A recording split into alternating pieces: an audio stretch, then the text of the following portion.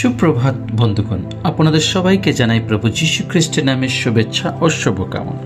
আসুন দেখি ঈশ্বর তার পবিত্র শাস্ত্র বাইবেল থেকে আজ এই প্রাতকাল আমাদের কি বলতে চান।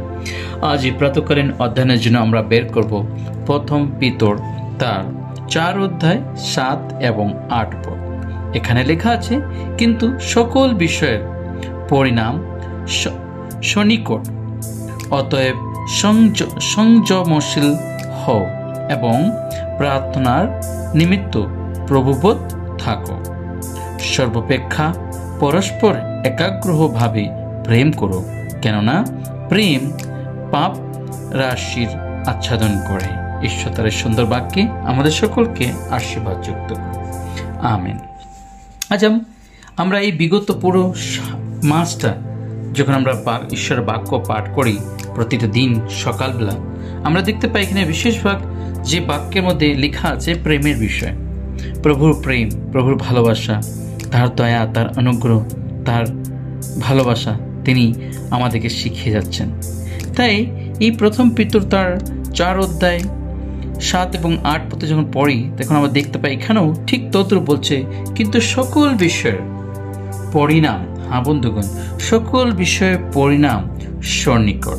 আপনার জীবনে, আমার জীবনে যা কিছু কাজ আমরা করছি, যা কিছু বিষয়ের আমরা জীবনযাপন করছি, যেভাবে আমরা জীবনযাপন করছি, তার সমস্ত কিছুর একটা পরিণাম আছে এবং সেই পরিণামটা সন্নিকট।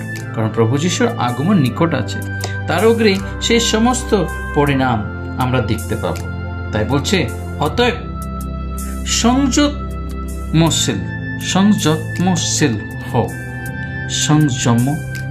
হও, প্রভুর কাছে নিজের সমস্ত পাপ, সমস্ত কার্য সকলকে সংগ্রহ করে তার চরণে থাকা দরকার আছে। এবং লেখা আছে, প্রার্থনার নিমিত্ত প্রবুদ্ধ থাকা দরকার আমাদের। প্রার্থনার সহিত এই সমস্ত বিষয়ে আমাদেরকে জানা দরকার এবং প্রভুর কাছে প্রার্থনা সহকারে জীবনযাপন করা দরকার। কেননা সর্বাপেক্ষা পরস্পর একাগ্র ভাবে প্রেম করো। বন্ধুগণ, সর্বাপেক্ষা পরস্পর একাগ্র অর্থ হচ্ছে নিজের শরীরকে, নিজের জীবনকে যেভাবে একটা শরীর যেভাবে মানা যায়, ঠিক তদ্রূপ নিজের ভাই, নিজের পরিবার, নিজের বন্ধু, নিজের শত্রু সবাইকে একাগ্রভাবে প্রেম করা দরকার। প্রভু আমাদেরকে সেটা শেখাচ্ছেন। কেন আমরা সেভাবে প্রেম করব? কারণ প্রেম পাপ রাশি আচ্ছাদন করেন। হালেলুয়া! প্রেম পাপ রাশি আচ্ছাদন করেন। প্রভু এই জগৎকে এমন প্রেম করলেন যে তার একমাত্র পুত্র প্রভু যীশু খ্রিস্টকে পৃথিবীতে পাঠালেন এবং যীশু খ্রিস্টের দ্বারাই আমাদের প্রত্যেকটা পাপ রাশিকে তিনি আচ্ছাদন করলেন, বন্ধুগণ, মুছে দিলেন এবং নতুন জীবন আমাদেরকে দান করলেন।